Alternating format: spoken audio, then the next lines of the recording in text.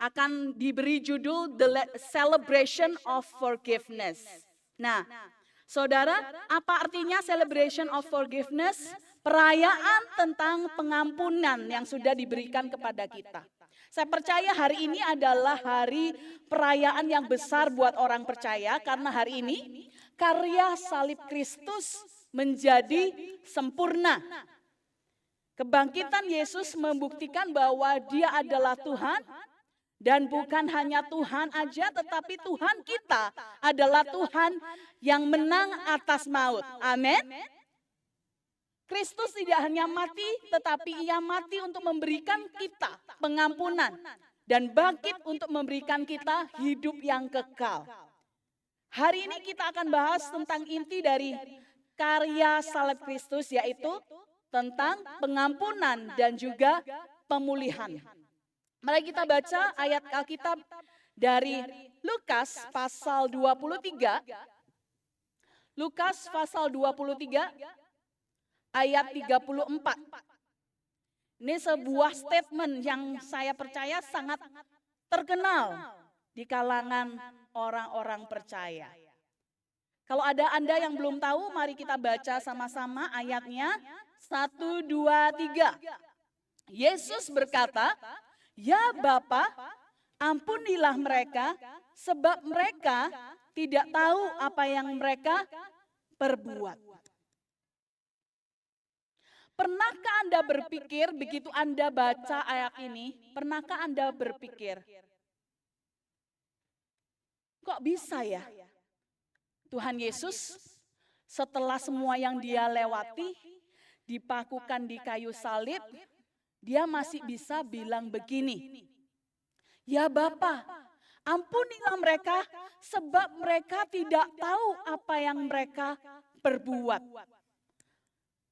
Pernahkah Anda berpikir dari mana Tuhan Yesus mendapatkan kekuatan untuk berkata-kata seperti itu? Where do you think Jesus drew the strength to say that from? Waktu menyiapkan message ini saya berpikir berulang-ulang kali.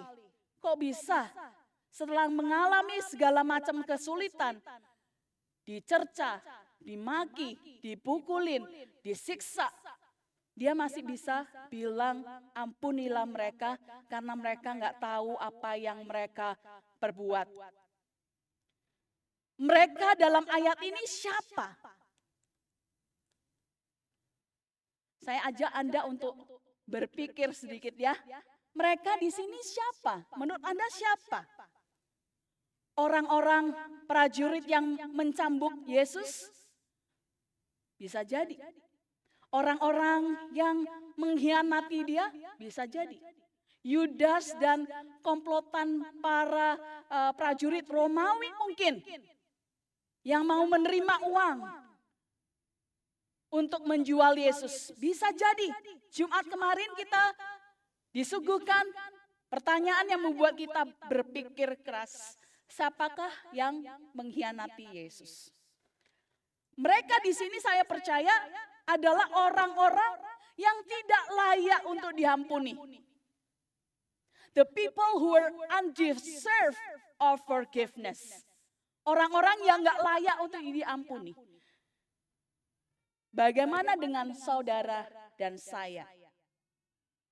Saya yakin kekuatan Yesus waktu Dia berkata-kata, "Ya Bapa, ampunilah mereka karena mereka tidak tahu apa yang mereka perbuat."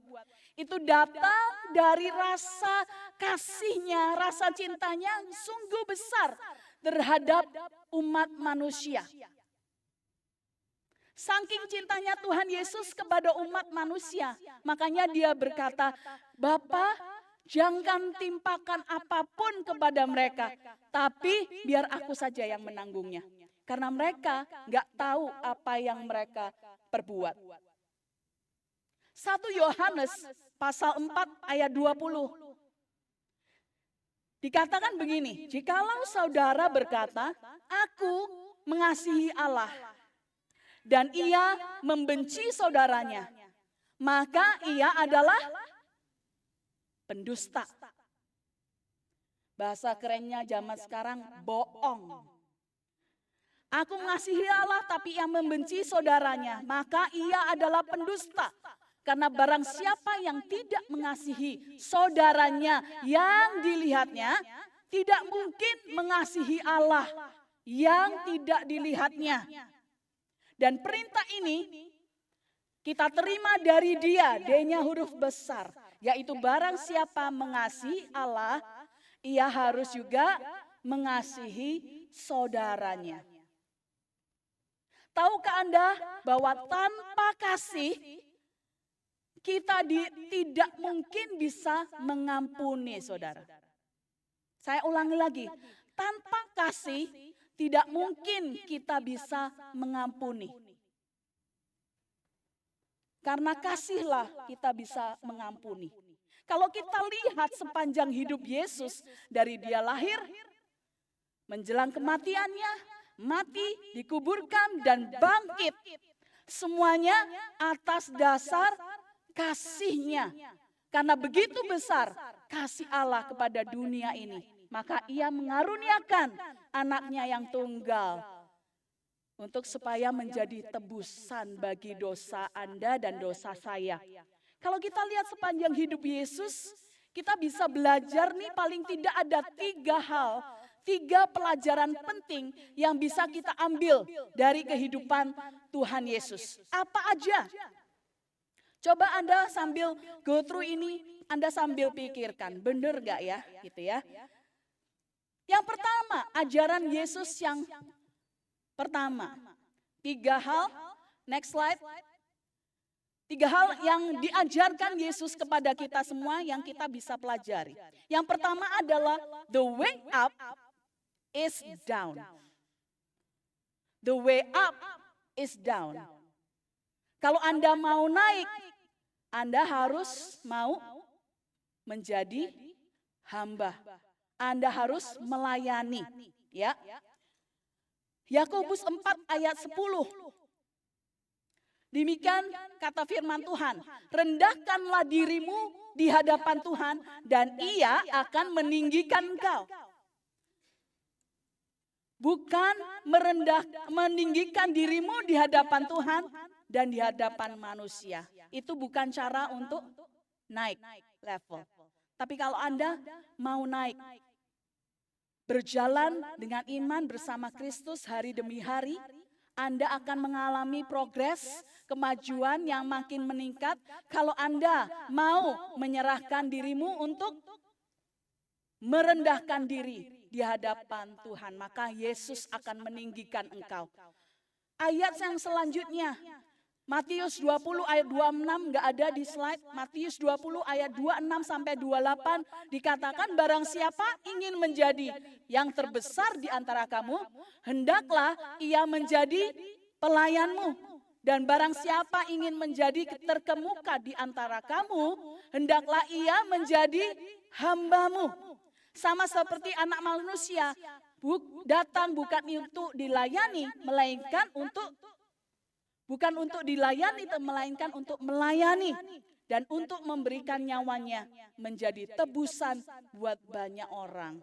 Hal ini saudara sudah dicontohkan oleh Tuhan Yesus Kristus ketika Ia mengirimkan anaknya untuk menjadi sama dengan kita manusia.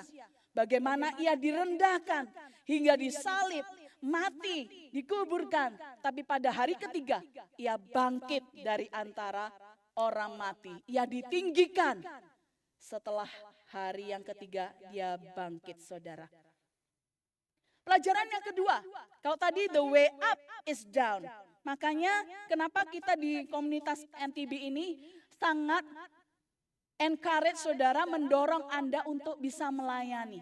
Karena pada saat Anda mulai melayani, disitulah Anda akan mengerti apa arti menjadi hamba yang sebenarnya. Anda gak pernah merasakan jadi hamba. Gimana gak enaknya jadi hamba sebelum Anda benar-benar menjadi hamba, saudara. Ya. Yang kedua, pengajaran Yesus yang bisa kita pelajari dari kelahiran, kematian, kebangkitannya. Yang kedua adalah the way to live is to die. Jalan satu-satunya untuk bisa hidup adalah dengan mengalami kematian, saudara. Mungkin ini agak terdengar aneh. The way up is down. The way to live is to die. Pengajaran apa ini, saudara? Coba kita lihat ayatnya. Yohanes 12 ayat 24 sampai 25. Aku berkata kepadamu, hanya huruf besar yaitu Yesus Kristus sendiri bilang bahwa sesungguhnya jikalau biji gandum tidak jatuh ke dalam tanah dan mati, ia tetap satu biji saja. Tetapi jika ia mati, ia akan menghasilkan banyak buah. Barang siapa mencintai nyawanya, ia akan kehilangan nyawanya. Tetapi barang siapa tidak mencintai nyawanya di dunia ini, ia akan memeliharanya untuk hidup yang kekal. Serem amat, pastor. Berarti kita nggak ada yang boleh mencintai nyawa kita dong. Kasih aja. Serahkan aja nyawa. Bukan seperti itu, saudara. Kematian yang dibicarakan di sini bukan hanya kematian secara fisik, karena pada akhirnya semua dari kita pasti mati. Ada yang nggak setuju? Ada yang nggak setuju kalau kita pada akhirnya pasti akan mati? Semua setuju. Tetapi kalau kita lihat Yesus selama hidupnya menjangkau orang-orang tertentu saja, terbatas jumlahnya. Tapi pada waktu ia mati, kematiannya menyentuh hidup begitu banyak orang di dunia sehingga mereka mau jadi pengikut Kristus. Kematian bukan hanya secara kematian letterlek secara fisik, meninggal gitu ya, tapi kematian di sini juga bicara tentang kematian daging kita. Dari keinginan-keinginan daging kita, yaitu apa? Rasa ingin diakui, rasa bersalah, rasa ingin dipuji, rasa ingin disanjung, rasa bahwa aku nggak layak mendapatkan perlakuan seperti ini. Aku harusnya mendapatkan perlakuan yang lebih baik. Ini semua karena aku yang dipakai Tuhan. Karena orang itu layak dihukum. Saudara, saya mau kasih ilustrasi, mungkin Noel bisa bantu saya membawakan balon yang ada di belakang. Bisa?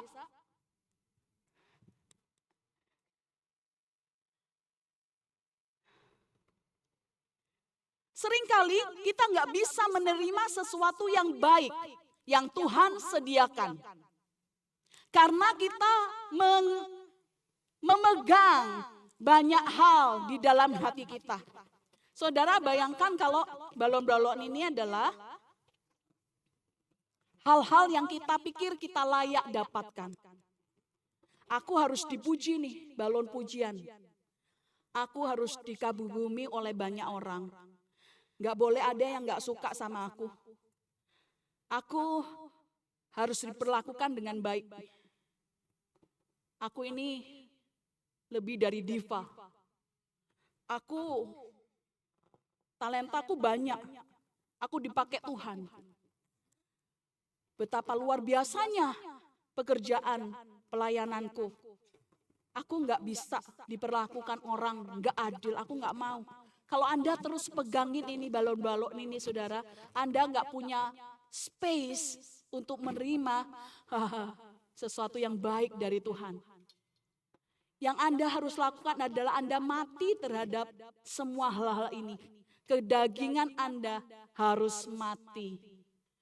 Ketika Anda masih ada kedagingannya, Anda nggak bisa lihat sesuatu yang lebih baik yang Tuhan sudah sediakan bagi Anda. Ketika Anda lepaskan ini semua, baru Anda bisa, ya Tuhan, ini aku. Nggak ada lagi yang aku pegangin Tuhan. Ini aku.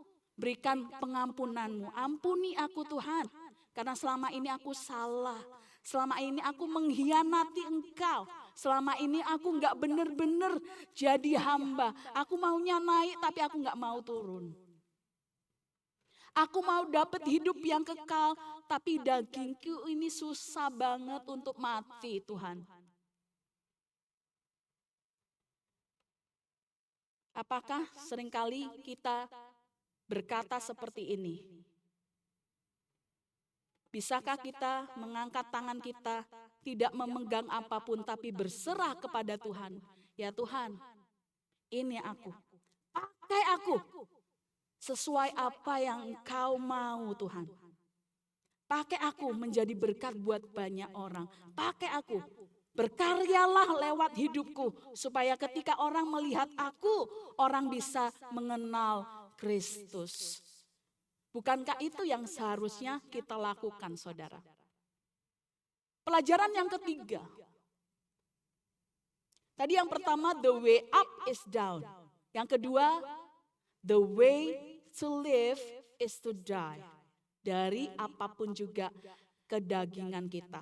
Yang ketiga, the way to get is to give. That's why we have the word forgive. Lukas 6 ayat 37 sampai 38 berkata demikian, saudara.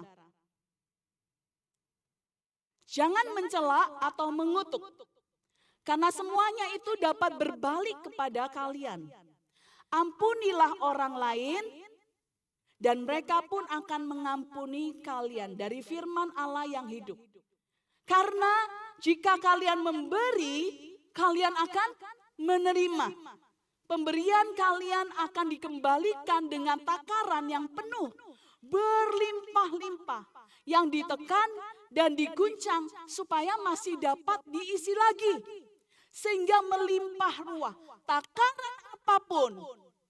Takaran apapun yang kalian pakai untuk memberi, besar atau kecil, akan dipakai untuk menakar yang dikembalikan kepada kalian.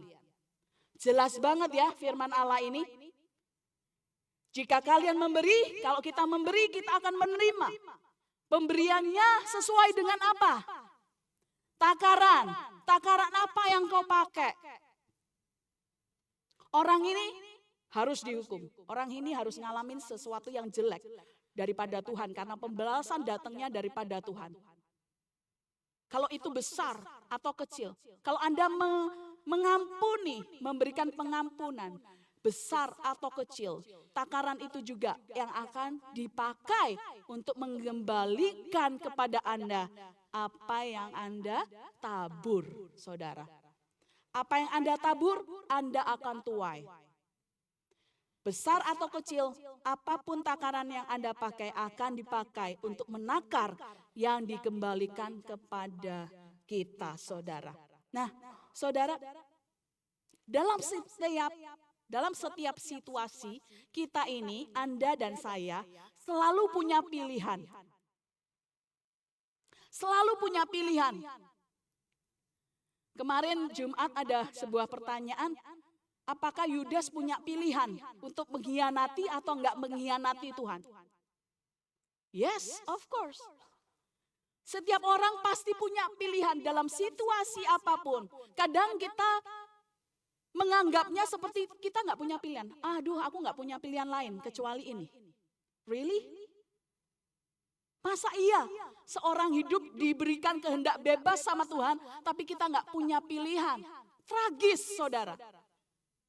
Kita selalu punya pilihan, to hate or to forgive. Untuk membenci atau untuk mengampuni. Seringkali kita berpikir, apa yang layak diterima oleh orang yang menyakiti kita? Orang model begini nggak bisa diampuni. Udahlah. Bohwat, gak ada harapan, males lah sudah, gak usah lah sudah diampuni. Kemanusiaan kita inginnya berkata seperti itu. Kita pingin lihat orang yang menyakiti kita hidup dalam kesusahan. Layaknya orang kayak gini hidupnya susah, gak diberkati Tuhan. Tetapi forgiveness bicara tentang apa yang tidak layak diterima oleh Anda dan saya. Kita ini kalau Tuhan Yesus gak mati di kayu salib dan tidak bangkit, saudara, destinasi kita apa? Penghukuman kekal, saudara. Tapi karena Yesus mati dan bangkit, tempat kita dipindahkan dari yang tidak layak menerima pengampunan jadi layak menerima pengampunan. Anda dan saya dilayakkan untuk menerima pengampunan dari Tuhan. Kasih karunia Tuhan itu selalu berbicara tentang hal-hal yang kita tidak layak terima dari Dia. Tapi itulah yang Yesus lakukan bagi kita. Ketika kita merasa tidak layaknya kita, sebagaimanapun juga Yesus tetap memilih untuk mengasihi kita. Seringkali kita sama Tuhan kayak begini, saudara. Kita sama orang-orang yang menyakiti kita, kita keep score. Satu kali ya kamu bikin salah sama aku. 2 kali, ntar 3 kali lihat aja, rasakan pembalasanku. Ya, kalau kamu bisa gituin aku bisa gituin kamu, bahkan lebih dari apa yang kamu pikir kamu bisa lakukan. Seringkali kita terhadap orang yang menyakiti kita, kita bilang gak ada ampun lagi bagimu. Bayangkan saudara, kalau Tuhan berkata seperti itu pada kita.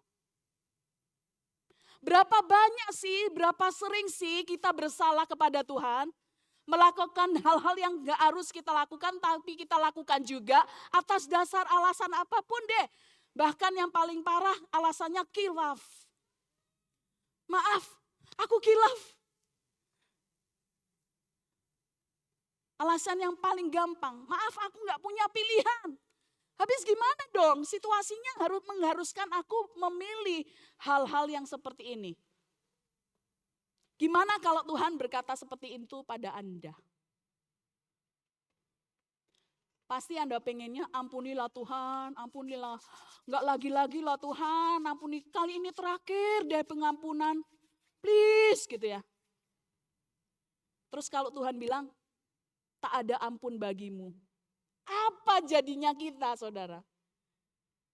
Bukankah Tuhan Yesus mencontohkan bahwa kalau ada yang bersalah, ampunilah mereka. Ampunilah mereka.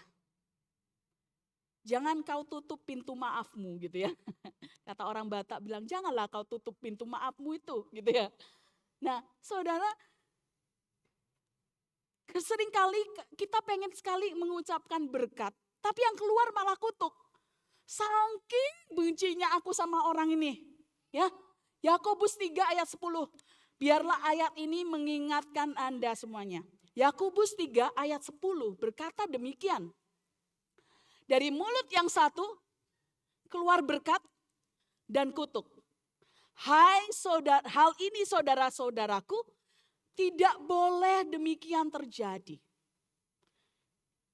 Dari versi firman Allah yang hidup dikatakan dengan demikian, maka pujian dan sumpah serapah terlontar dari mulut yang sama. Saudara sekalian yang saya kasihi, jelas bahwa hal ini tidak patut. Pertanyaan saya saudara, susah gak sih mengampuni? Susah gak mengampuni? Saya yakin kita semua di sini pasti pernah kok dijahatin sama orang. Pernah kok ngalamin difitnah, pernah kok ngalamin dijelek-jelekin, pernah kok ngalamin hal-hal yang menurut kita gak layak dapatkan ya. Susah gak mengampuni? Siapa yang kira-kira menjawab susah? Susah? Oke. Golongan orang susah ya berarti ya. Bercanda ya. Siapa yang menurut Anda mengampuni itu mudah? Siapa yang bingung? Ngampuni itu gampang apa susah ya? Aduh, pusing kepala. Mengampuni itu bukan keputusan yang mudah saudara. Bukan keputusan yang mudah. Kalau kita bersandar kepada diri kita sendiri. Kalau kita masih menggangin hal-hal yang kita pegang. Rasa keakuan kita. lebih tinggi dari apapun juga. Maka mengampuni itu susah, saudara. Tahukah Anda, saking susahnya, dibilang katanya, forgiveness is the believer's ultimate power. Saking susahnya memutuskan untuk mengampuni. Kalau Anda bisa mengampuni, itu senjata pamungkas kita katanya. Apa yang sebenarnya terjadi waktu kita forgive others? Apa yang terjadi ketika kita mengampuni orang lain? Yang terjadi adalah kita seperti menaruh bara api di atas kepalanya. Itu yang sedang terjadi, saudara. Itu ultimate power kita. Kita nggak pengen menaruh api beneran di atas kepala seseorang ya. Tapi Anda bayangkan kalau ada api di atas kepala saya, apa rasanya? Nah, itulah yang dirasakan oleh orang ketika kita memutuskan untuk mengampuni dia. Sesuatu yang sulit. Forgiveness memang tidak mudah, saudara. Tetapi ketika Anda sadar ini bahwa yang pertama, Anda sudah diampuni oleh Tuhan Yesus Kristus. Maka kalau Anda menerima pengampunan Yesus Kristus, maka pengampunannya ada di dalam diri Anda. You cannot give what you don't have. You cannot give what you don't have. Anda nggak bisa kasih apa yang Anda nggak punya. Kalau Anda punya, Anda terima pengampunan dari Kristus. Harusnya pengampunan ada di dalam diri Anda. Anda bisa mengampuni orang lain juga. Doa Bapa kami salah satu partnya dikatakan, ampunilah kesalahan kami. Seperti kami juga mengampuni orang yang bersalah kepada kami. Forgiveness memang tidak mudah, tetapi ketika Anda sadar bahwa yang kedua, your life is not you anymore. Hidupmu bukan kamu lagi yang hidup, tetapi Kristus yang hidup di dalam aku. Kenapa seringkali kita susah ngampunin? Karena kita pikir masih aku yang hidup di dalam hidupku ini. Bukan Kristus. Dengar saudara, siapa yang percaya bahwa Yesus Kristus adalah Tuhan dan Juru Selamat, kita menjadi miliknya. Kita ini dipunyai oleh Yesus Kristus.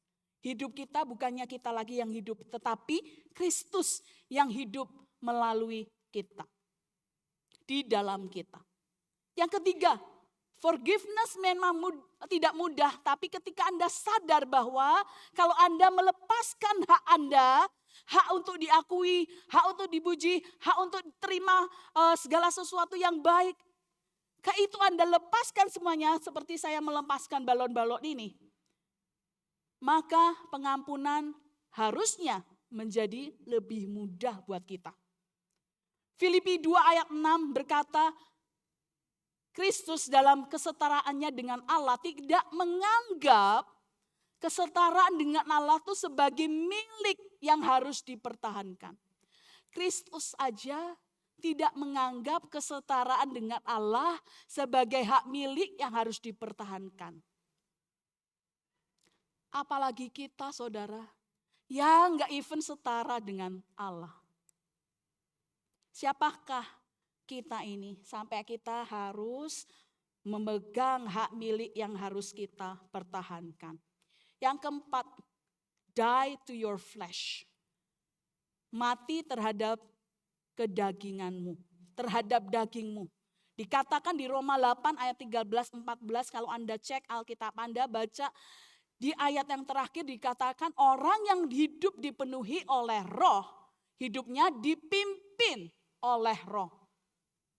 Orang yang dipenuhi oleh Roh Kudus, hidupnya dipimpin oleh Roh Kudus. Bukankah seringkali kita dalam segala situasi, mungkin di banyak situasi, kita yang mau mimpin Roh Kudus. Roh Kudus yuk, ikut aku yuk, aku mau ketemu ini, partner bisnis yang baru, ikut dia. Bukan kita tanya, Roh Kudus, Gimana menurut Roh Kudus kalau aku berpartner bisnis dengan orang ini? Apakah ada hal-hal yang perlu aku ketahui dari dia? Tolong kasih tahu aku. Pimpin aku. Segala pembicaraanku aku letakkan di dalam kuasa-Mu. Hidupku bukannya aku lagi, tetapi Engkau yang hidup di dalam aku. Pimpinlah hidupku sepanjang hari ini, supaya berkenan di hadapan-Mu. Orang yang hidup dipenuhi oleh Roh, hidupnya juga dipimpin oleh Roh. Roh yang sama yang membangkitkan Yesus ada di dalam kita. Dan roh yang sama itulah yang akan memampukan kita untuk dapat mengampuni. Mengampuni menjadi lebih mudah ketika kita berjalan di dalam Roh Kudus dan membiarkan hidup kita dipimpin oleh Roh Kudus. Saya mau pagi ini ada roti dan anggur di kursi Anda. Mari kita persiapkan hati kita. Let's celebrate forgiveness today. Mari kita rayakan pengampunan hari ini. Saya mau keluarga-keluarga, suami istri berkumpul. Keluarga berkumpul.